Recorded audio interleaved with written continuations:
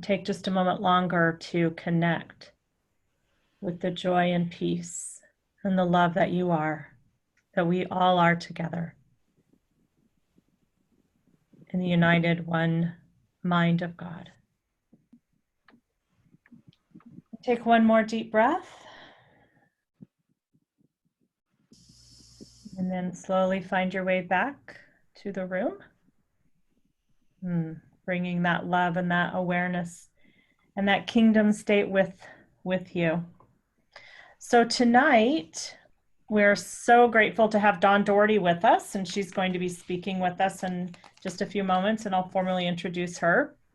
But before we do that, we're going to take about 10 minutes, and we're going to look at lesson 155 in the workbook. So Course in Miracles workbook, lesson 155. I will step back and let him lead the way. And we're just going to read a couple of paragraphs at a time, briefly connect on those, what comes up for you, and we'll continue. So who would be willing to read the first two paragraphs? There is a way of living in the world. Dawn? There's a way of living in the world that is not here, although it seems to be. You do not change appearance, though you smile more frequently.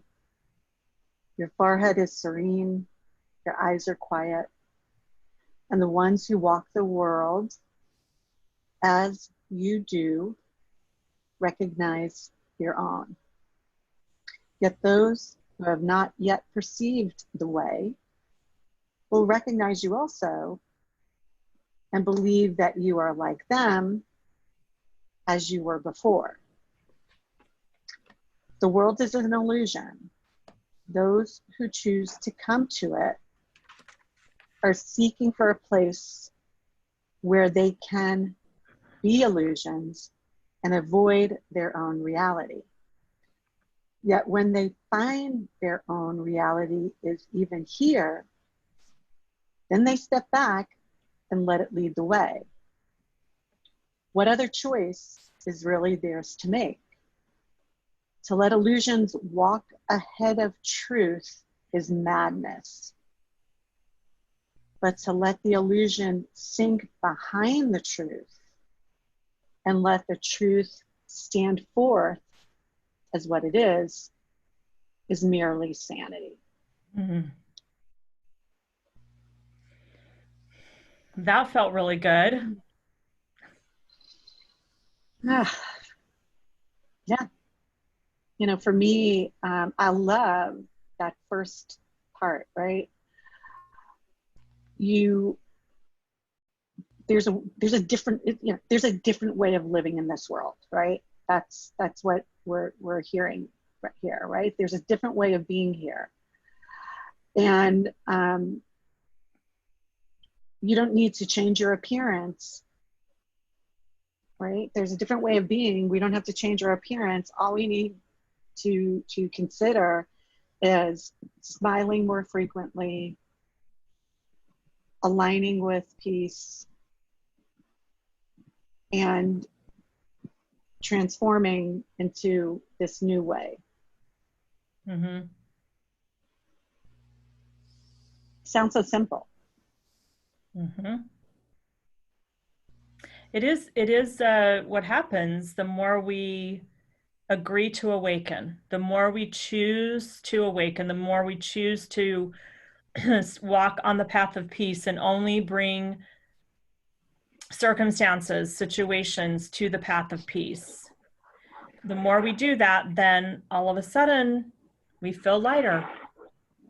Our brow is no longer furrowed. You know, there's a smile on our face. There's a lightness about us. That's the direct effect of us making that choice every moment of every day to walk in peace and to choose peace first, to be the decision, which is so beautifully illustrated in the second paragraph in the last sentence.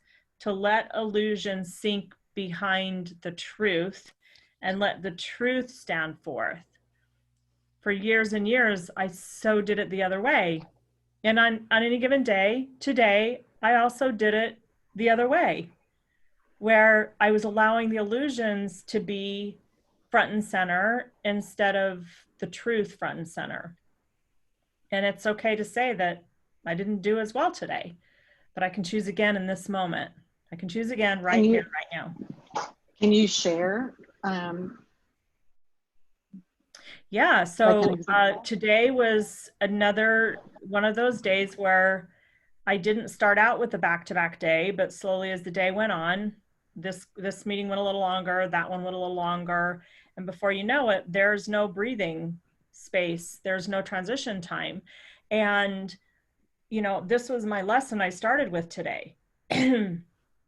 But what happened was I allowed the busyness of my day, and I allowed all of the meetings and all of the agendas to be the guiding principle rather than the truth of, you know what, I'm going to pause for now. In fact, my husband came up and tried to give me a really beautiful pausing moment and saying, can you take 15 minutes to do this? That would be really self-nurturing. And I said, no, I chose no. And I'm going to but I have an opportunity right here, right now to choose again, which is why I'm on this call and why I do these calls twice a week and why I lead these groups, is because I need this for me. So by joining with you all today, I have an opportunity to do something different. And when I'm done with this call, I have one more call, and then I'm going to close my desk and I'm going to be with my husband, right? I'm going to let the truth of that, I don't have to be governed by my calendar. That's an illusion. That's not the truth, but that's what I let happen today. Just full disclosure. So thank you for asking. So who would be willing to read the next two paragraphs? We'll read, if truth demanded, we give up the world. I'll read. Thanks, Elizabeth.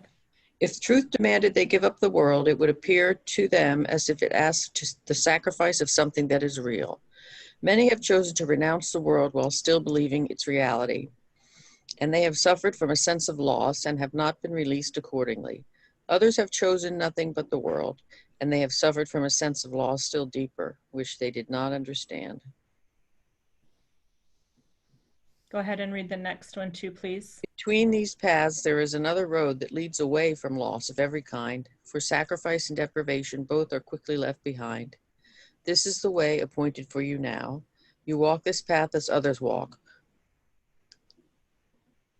nor do you seem to be distinct from them, although you are indeed. Thus can you serve them while you serve yourself, and let their footsteps on the way that God has opened up to you and them through you. Illusion still appears to cling to you, that you may reach them. Yet it has stepped back, and it is not illusion that they hear you speak of, nor illusion that you bring their eyes to look on and their minds to grasp. Nor can the truth which walks ahead of you speak to them through illusions, for the road leads past illusions now, while on the way you call to them that they may follow you.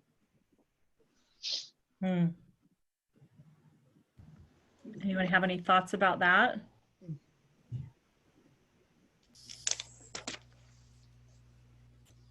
Well, what I was sharing, go ahead. When you read that first paragraph, Elizabeth, wow, like if truth demanded they give up the world, it would appear to them as if truth asked for them to sacrifice something that's real, right? So I'm thinking about what's happening now.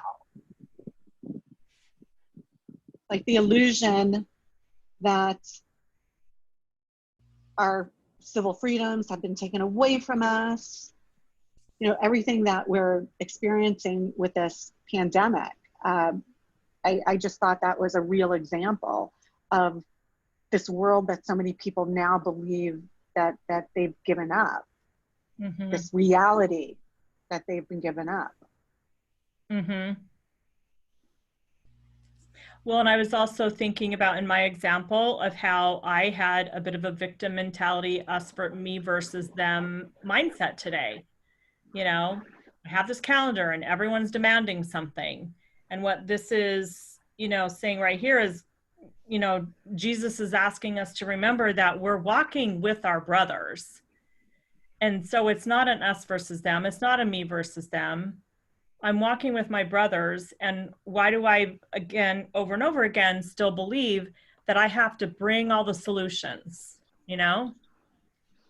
That what the real opportunity is, that whatever a client or an employee or team member or whatever, my husband brings to me, is an opportunity for us to heal together and to bring our oneness and our unity together. Because otherwise I'm upside down and I'm backwards again. In that, you know, again, going back to what Course in Miracles says, that I am only here to be truly helpful. And it's not up to me what to, you know, if I start driving, I'm going to get off the path of peace and take everyone with me, you know, who might also be. And in this, we're again given all roads will lead to this one in the end, because sacrifice and deprivation are paths that lead nowhere. My suffering, my brother's suffering, it's all an illusion. And then the next paragraph, such as salvation's call and nothing more. It asks, Larendee, that you accept the truth and let it go before you. Let truth guide. Let Holy Spirit guide. In that moment that I'm feeling tension or it's just too much, that's the perfect opportunity for me to step back. But what we so often do, Elizabeth and I have talked about this before, is we persevere and we push through. We just power on. When the perfect opportunity is for us in those moments to step back and let Holy Spirit lead. So Yeah, because we're never going to get it all done. no. We're never, ever, ever going to get it all done. So this whole thing, like, is my life's going to be better. I'm going to feel better. I'll be able to go to sleep tonight if I check off every item that's on this list today. It's like, we're never going to get it all done. So It's let not me going to side with happen that feeling way. good. Right? Right. That's not the way to do it. Right. Yeah. So we're going to go ahead and transition now. So thank you for everyone who helped us walk through this. It's a great leading into. So Dawn, again, thank you so much for being with us. So Dawn is a master coach and business development expert, and her work is centered on bringing out the best in every client that she works with. And along with guiding her clients in marketing through leveraging online, she also helps them break through the patterns that keep them back from realizing the success they desire, both in the boardroom and in the bedroom. So she has a big practice and work around emotional intelligence. She's an emotional intelligence practitioner. And she also leads an amazing group called Manifesting the One, where she takes her clients from being disappointed, feeling defeated, to a place of empowerment, confidence, and ultimate fulfillment. And on a personal note, Dawn is an avid options trader, and she is passionate about bringing financial literacy to young people so they release fear and anxiety around money at as early an age as possible. So Dawn, thank you so much for being with us. And we're going to just turn the time over to you for the next 20 minutes to share whatever is on your heart. So thank you. Oh gosh, I'm so happy to be here. And I'm on the West Coast now. So this is 4 p.m. for me, and I'm making a commitment to have this in my calendar every week. So thank you for just hosting these and keeping these sessions open. And, you know, Larendee and I, here's our story. We met with Mark at a Michael Port event. We were part of this mastermind, and you know, we both were living in New York, and we got together. And you know, I won't talk about the first tea that we had. I remember exactly where we were sitting on 22nd Street and Broadway. But I will say that, you know, we had this relationship around spirituality. And at the time that I met you, I was studying Kabbalah, and I was part of the Kabbalah Center in New York City. And it wasn't feeling good for me, and I gave that up. And I was praying for not something to replace that, but something that I can lean into, that was going to be that path for me. And we were on a phone call, and I just remember looking at my shelf, and the blue book was on my shelf because I picked that blue book up when I was living in Denver. And I said, you know, it's the course. And you told me the story of how the guy that you were working with, one of your clients, has this book swap.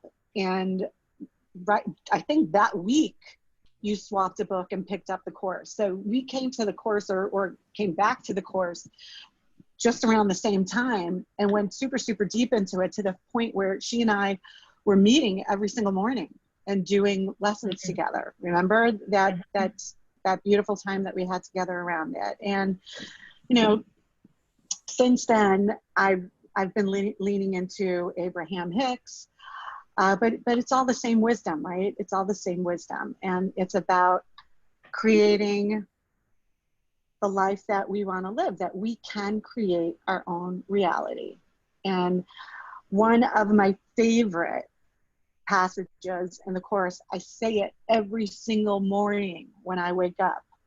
Every single morning I wake up, I say, and I can tell you where it is. It's 21, you know, it's 21, 2, and it's 3 to 5, sentence 3 to 5. So it's, I'm responsible for what I see. I choose the goals that I would achieve, and everything that seems to happen to me, I ask for, and I receive as I have asked. I mean, I know this, like I can make a song out of it, like our dear Earl, right?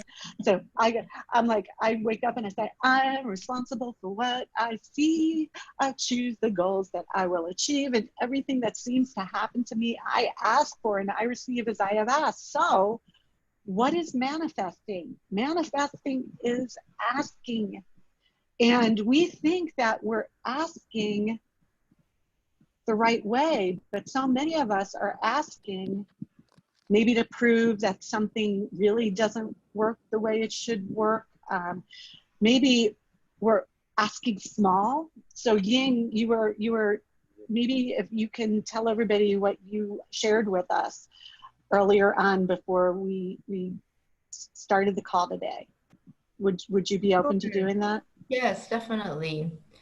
I've been trying to ask God for help more, which I thought was great. So when I ask for small things or smaller things or what I think are like manageable things, and I feel good and confident and I get a positive feeling. But then when I have really big things to ask for regarding like love or health or something, you know, much larger, I ask, but then I feel very trepidatious and scared afterwards. And then I start freaking out because I don't think that it's going to work out. And and it goes downhill. So yeah, so talk to us more about that. Like, talk to us more about that. I don't think it's going to work out. So yeah. Like for instance, I qualified for this government help situation, and it's been 2 months, and I've even talked to my state representative, and they can't fix it. It's just going on and on. And so I asked God for help, but then I was like, I don't know. I just started freaking out. So then I started tweeting like the guy in charge in Massachusetts until he took down his account. So I don't know if that's helpful. You know what I mean? But I still feel like I need to take action because I don't feel like I can just trust. I don't know. I don't feel like I know what trust is to be able to just trust and let go that something positive is going to happen. So one more question. So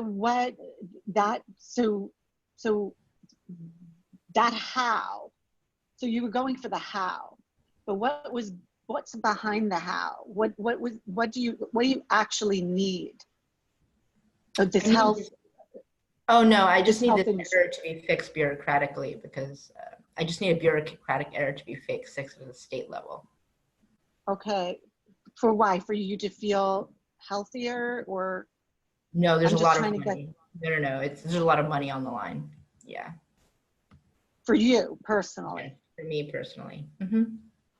So the asking is about abundance and feeling that the energy of abundance and wealth and the resources to be taken care of. So what I've seen in my life and in the people that I've been walking with is we believe things need to happen for us in a certain way to meet our needs, rather than be open to that need being met in a way that we can never imagine. Does that make sense for anybody here? Or does anybody, I see Elizabeth shaking her head. What does that mean for you? Well, I mean, I have an example of it. I put like a vision or dream together. It was, when was that? I don't know, in the early 2000s, I guess. And one of the things on it was I wanted to make a lot of money, and then I wanted to have more time with my daughter. And my conscious mind looked at it and said, that's not possible. You know, for me, my consciousness, it wasn't possible to make that much money and have more time with my daughter. And then what ended up happening was something I wouldn't have ever imagined happening, but I did have more money and more time with my daughter, both. Right. So. And the ego wanted to convince you that, you know, that couldn't add up. Not going to happen. Right. Right. There's a ceiling. There's a ceiling. Right. So there's only so many hours in the day. Right. I don't need any hours. Yeah. Or, you know, we're bound financially by the limit of our credit, right? Our credit limit is our ceiling. So one of the things I started studying is, you know, this whole area of how we can create our own reality. One of my favorite, so I'm a big business person like Larendee, right? So I've built multi-million-dollar businesses and worked most of my career doing things the hard way, right?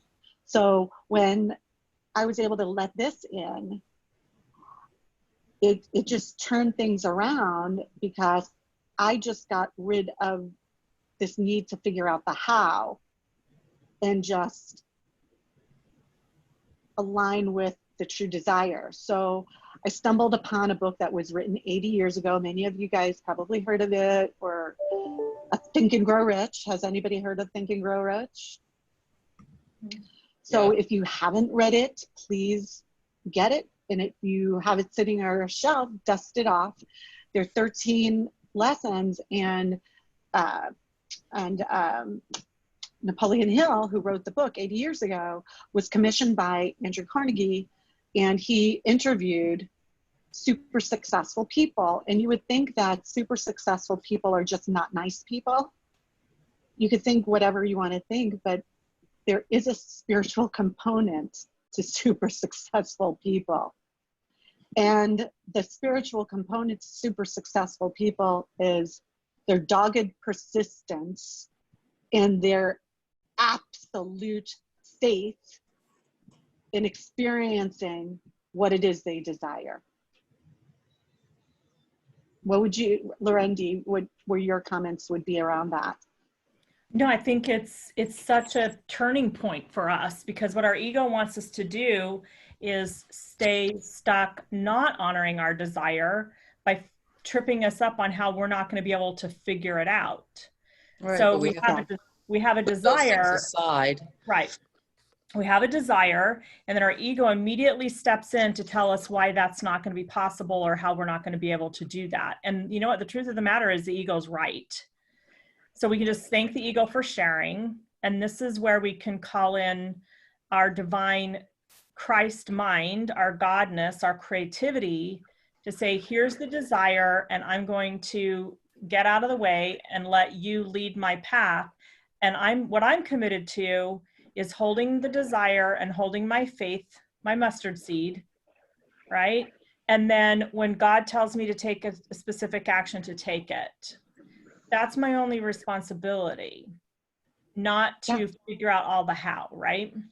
The Cursed House, you know, Mike Dooley, Notes from the Universe. He wrote a book called Infinite Possibilities, which is delicious. I do a workshop around it, and he speaks about the cursed house. So when we could just release the ego and release that belief that we've got to figure everything out, and instead follow the stages of deliberate manifestation, which are detailed in A Course in Miracles, which Abraham Hicks, you know, Abraham through Esther Hicks, speaks about.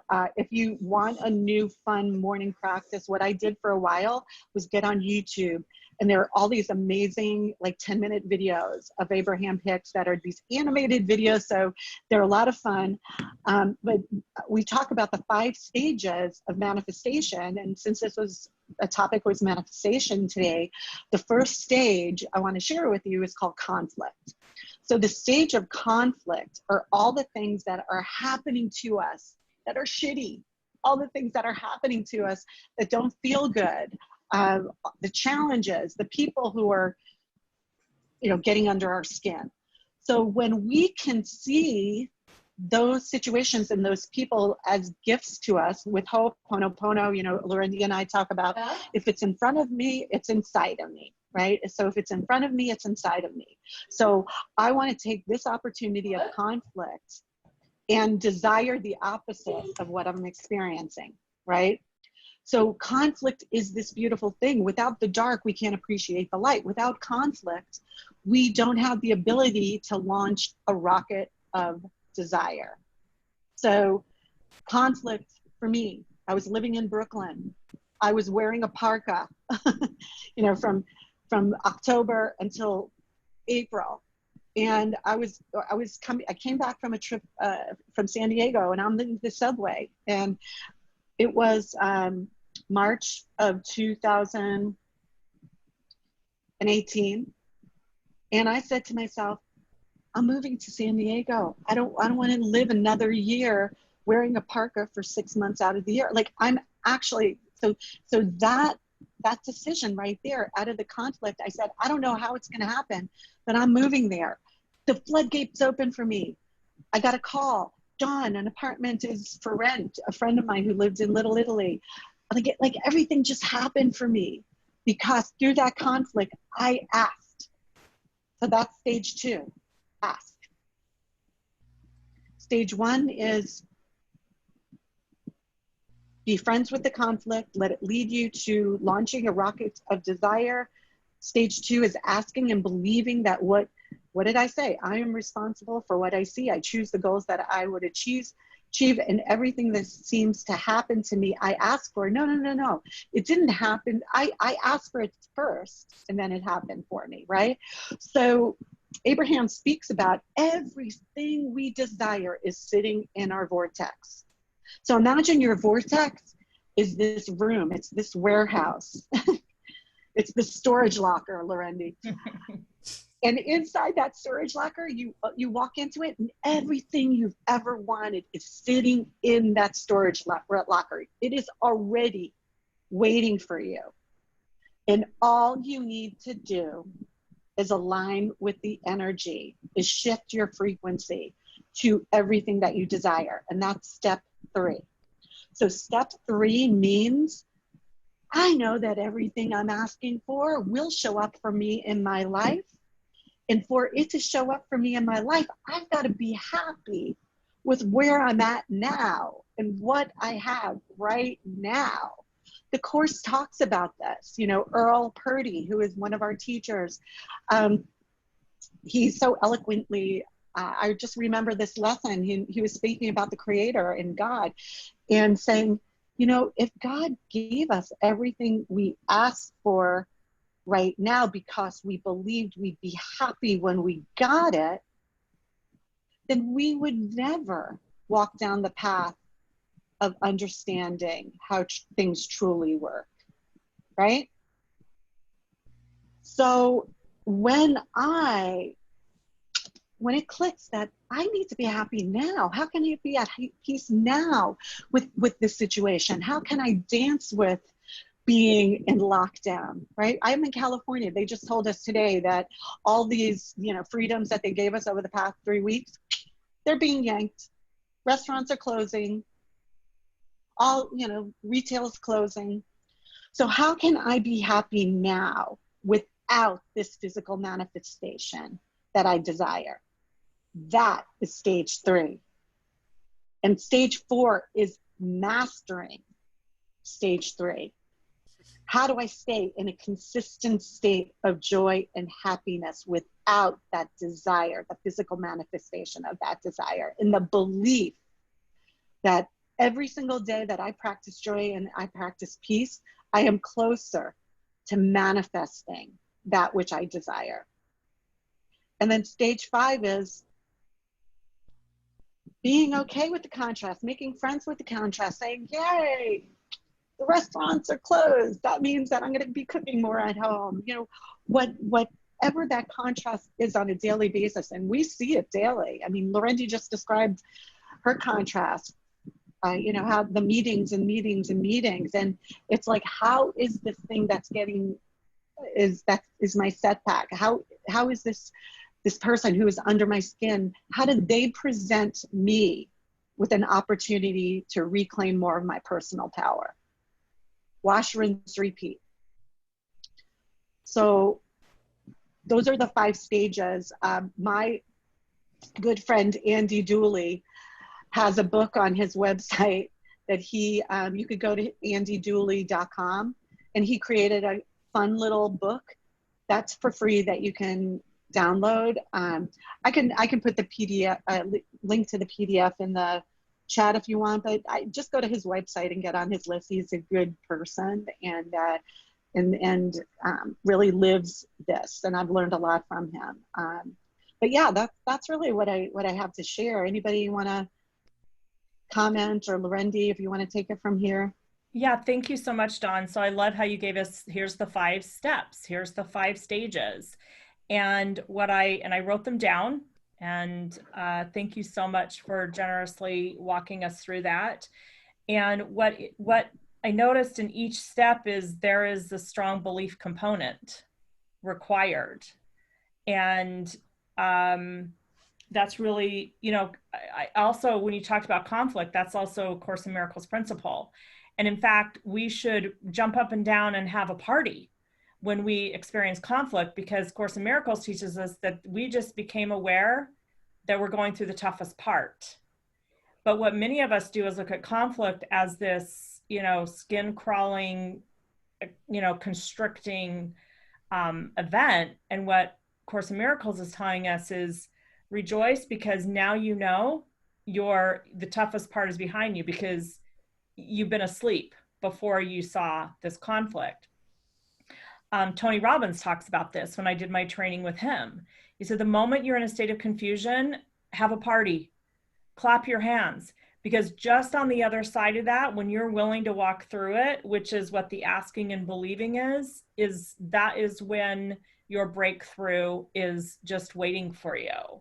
And I also love how you talk about being really comfortable with being happy and at peace, even when it hasn't physically manifested for you yet. Because what I've also learned, Dawn, is whatever I think that physical manifestation needs to be, and I tighten it down with vice grips, I actually sell myself short. Because when I'm in this kind of energy, I'm in creation energy with God, my creator. He can see around all the corners I can't see around anyway. So thank you so much. Anyone have we have about 7 minutes left. I would love to go around. We haven't questions. Anyone Greg, have Holly, or thoughts? Britt, Yep. Mark. So questions or thoughts for Dawn? The floor is yours now. And guess what? We get really comfortable with quiet. We just wait for you. So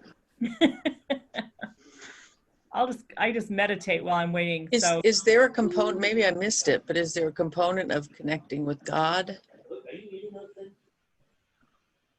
For manifestation? Yeah, the process that you're talking about. So I just learned it's so different. And that's a piece that I'm thinking of that I don't remember you talking about, but that's just because I don't remember it, I think. Source this is source energy, right? So God is source energy. The creator is source energy. So, you know, some people refer to it as Holy Spirit, God, the universe. When Larendee and I do our accessing inner wisdom session with clients, we always ask them, what is your preferred term for source energy or higher? So Britt, if I asked you what was your preferred term for source energy, how would you I would say source energy, God, but mostly probably energy. Yeah. And yeah, and everything in the 5 things that you talked about are all about energy, and everything, and every time you mentioned something, that's what I thought about. Yeah, when I think about and when I think about God and source energy and connecting to it, I just think that, you know, I'm this vacuum cleaner, and for me to work, I need to be plugged into the electrical socket, right? And the electrical socket is source energy. But the thinking that we do this alone is what gets us in trouble, right? Joining with others, joining with source energy is what allows us to live the reality versus the illusion. The reality is we are all powerful. That's what's true. I am all powerful. I came here, right, to forget that I'm all powerful because I thought I needed to earn back my power for it to be. And every day is an opportunity for me to reclaim more and more of my personal power. So who am I? Why am I here? And what am I called to do? I believe those 3 things. And that actually comes from a book that Earl referred to me called Busting Loose from the Money Game. And his name is Robert Scheinfeld. And really this whole way of being abundant is so aligned with what we're talking about here, Course in Miracles, and it's aligned with all of this spirituality. Does that answer your question? Kind of. It Yeah, wasn't the for word me, God. It wasn't the word God that I was on. yeah, for me, what I look at this is these steps you can't do without a God connection. It is impossible For me, a process to resonate with me on a spiritual level, it has to have some kind of yeah. um, Yeah. So It's if you called God or the law. something. It's like universal law. It's law of attraction. Yeah, I know what Universal all law. that is. yeah. I And it's understand all basically that. that's what a Course in Miracles is. I just I learned it a lot different. Okay. Yeah. Thank you. Thanks, Elizabeth. Meg, you had a question or something you wanted to share. I saw your hand raised. Yes, I raised my hand. I just like the idea, was it a rejoice in the uncomfortable, would you say rejoice in the uncomfortable or rejoice in the confusion? Is that what was Yeah, said? be Right? happy, right? Be happy without the physical manifestation, and commit to a consistent state of joy and happiness. Like make that your priority. My priority every day is to be happy. That's the number 1 priority, at the expense of pissing other people off. At the expense, the opposite of what I've been taught was it's selfish to put myself first. It's selfish to put the way I feel as a priority over everything else. And there's nothing further from the truth. Because when we are that selfish and we put our happiness, joy, and sense of peace as the priority, everything else falls in place. And that may sound like something, you know, like, oh yeah, I get this. I've heard that before. But like, I never really did that until just recently. And it has really shifted so much for me. Yeah. A lot starting to, a couple months back, really understanding that I didn't have to live in like sacrifice and suffering, and that's not necessarily part of the big plan. I should be happy now. I should be, you know, rejoicing in the confusion, regardless. which is what brought me here originally. And like you're saying, to put yourself first. It's, for me, I have to do it. There's times where it's like I don't have any choice but to put myself first and my serenity first and the quietness and everything first. And you do kind of see, even I guess in the text that we were reading too, it kind of like piggytailed that, like kind of went back to that. People still say you as the same, yet you're kind of walking in a different, like a different, in a different mindset. You still look the same, but you're doing things differently. You're not reacting the way maybe people want you to react, as you said, like people getting pissed off at you. So I see kind of how those two things tie in together from the beginning to these 5 steps. If we're to rejoice in the uncomfortable and confusion, I'm surprised I'm not breakdancing right now. I should be able to do like a triple backflip, but but it does remind me, because I feel so confused and uncomfortable, and I am just like like I just want out of my brain right now and out of my mind. I forget that like I like to dance and move and do things. I just right now been walking, slowly pacing myself, getting through some things, but really it's a beautiful message, and one that I am going to take in, and right, especially now I see things kind of standing back, and we even putting people, putting fires here, there, or wherever, just little, why do these fires keep happening, and seeing it even with my own upbringing and everything, it's all coming out, and I'm like, whew, I'm like, without walking through the darkness, I would never have noticed any of these things, even from my own upbringing and everything. So that's all I wanted to share, but I'm going to start breakdancing. Thank you, Meg. Well, that's amazing, because Andy, what he did for me for a while, I had just a reminder, 3 o'clock every day, dance for 15 minutes. And those of us who are business people, and they're like, oh my God, why would you ever want to waste time and dance for 15 minutes? That could be the most powerful thing that we do. Yeah. Because that brings you joy. And I want to go back to that part you talked about, Dawn, just quickly, about your personal happiness and satisfaction being important to you. And Mark, I would love for you to share, a huge shift happened in our marriage when Mark, who also for his whole life had been taught to self-sacrifice so that others, to keep the peace. And I would just love, Mark, for you to share how really understanding how your personal happiness was a requirement, how that's really shifted for you. And also it's made a big difference in our marriage. Can you ask the question again? Sorry. We were talking about self-sacrifice, how you were raised. Yeah. That, you have to be quiet, you have to keep the peace, you have to be Mr. Peacemaker. And what brought you to the realization that that really was not in your best interest, but not in our family's best interest, that self-sacrifice? Could you just talk a little bit about that? I just got tired of it. What did you get tired of?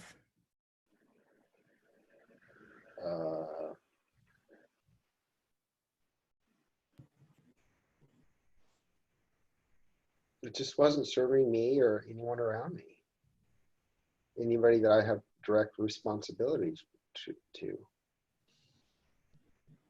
So, I mean, ultimately, and it doesn't mean that you have to be rude or unkind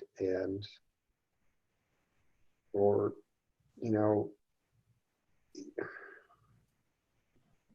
it's just, I mean, I don't really know how to describe it, but everybody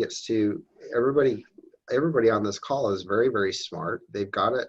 You guys are, but I think you just do. I'm not really giving you a very good answer, but eventually I just got to the point where I just said, this isn't serving me or the people that I love or have responsibility to. So there was no big fanfare or anything. It was just, I don't know. I mean, I don't really have I wish I had a better answer, more clear directive for you guys, but There's no better answer. I'll just share that when Mark and I first, got together and we were married and we had all these high hopes, and it wasn't too very long into the marriage that I felt like I never knew where Mark's allegiance really was. Because I felt like he was trying to make me happy, his mom happy, the kids happy, the baker down the street, the butcher, all these people. And what happens when we're in that state of constant outside of ourselves, it feels ultimately people perceive us to be manipulative and really like, where are you really coming from? Like, what do you really want? And I don't remember the date and time, but I remember where I was standing one time when I asked Mark to do something, and he said, "No, I'm not doing that." And I said, "Okay." And it was really the first time that I saw him for what he really wanted. And it actually made me feel more secure in our marriage, because I realized now I had another whole person who cared about what was meaningful and helpful for him too.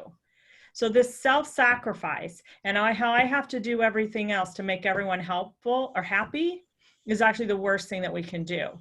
And in recovery, there's a saying, what other people think about me is none of my business. And a lot of people misinterpret that about how I can just, say screw you to everybody. No, what other people think about us is none of our business, because it's a distraction from keeping us to do the work that keeps us happy and makes us happy.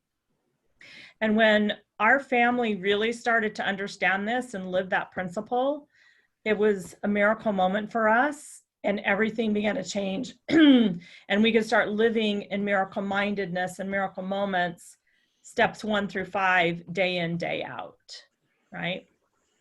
So there's somewhere in the course book that you can read about this manifestation that they teach. Yeah, I'll actually, go ahead. Well, I would just say the section that I just gave you all with, I'm responsible for what I see. So that was 21.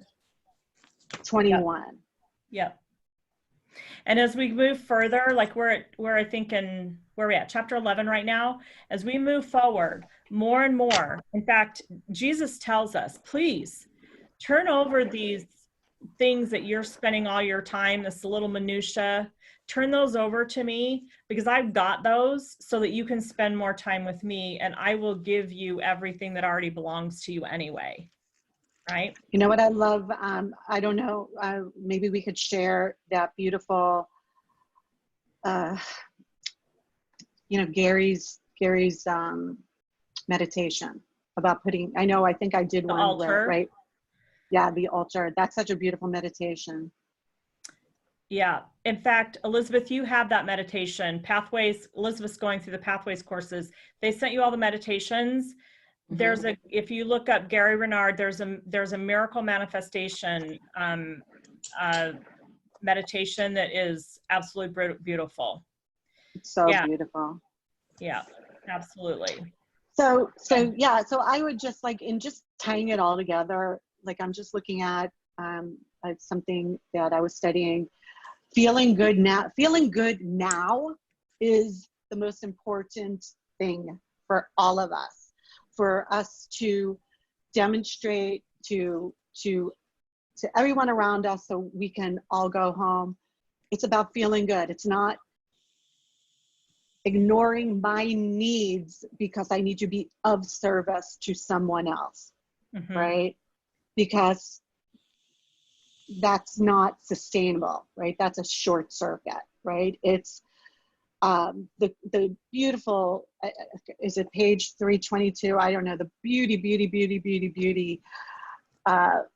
15 lesson in the course is, I will never be content with littleness. Right. That I must step into my magnitude for me to reclaim the power of who I am. So salvation in the course is about all of us, right, getting on that same on that same level. So when we get in vibrational alignment, with what we want. And ultimately, what do we want? We want peace. We want love. I have a group on Wednesdays that I'm taking women through manifesting the one based on calling in the one from Catherine Woodward, which is a very spiritual book. And she studied the course and she studied the law of attraction. And the reason why so many people struggle with relationships is because there's so many obstacles to love. What is the obstacle to love? Fear, right? Why do we hold on to fear? Because we have such an investment in fear. Mm-hmm. We have an investment in relationships that we probably should release that are no good for us. But we have this fear that, wow, if I let this person go, then I'll be alone. And if I'm alone, this is what life will look like for me. So getting back to faith, having the faith that everything that we're here for, everything that we desire is what we will experience. And we get to choose what we experience through our thoughts and intentions. So that's all I have. If you want to just close it, Larendee, or if anybody else wants to comment, like we could stay here and talk about this forever. Yeah, thank you. So just in closing, and thank you so much for hanging on a little bit longer with everyone tonight. Well, thank you guys. Dawn, thank you so much for being with us. Thank you everyone who showed up to join for our healing. And just in closing, in lesson 155, we can be assured that our feet are safely set upon the road that leads the world to God. Look not to ways that seem to lead you elsewhere. Dreams are not a worthy guide for you who are God's son. Forget not, he has placed his hand in yours and given you your brothers in his trust, that you are worthy of his trust in you. He cannot be deceived. His trust has made your pathway certain and your goal secure. You will not fail your brothers nor yourself. So your pathway is certain and your goal secure. So thank you, everyone. You will not fail. You will not fail. It is impossible to fail. So thank you, everyone, for spending this evening with us. Have an amazing rest of the week. Thanks, Dawn. Thank you. Thanks, Dawn. Thank you. Thank you, Dawn. Dawn. Thank you. Much love. Thank you. Bye. Now I'm going to read chapter 21. Yeah, definitely.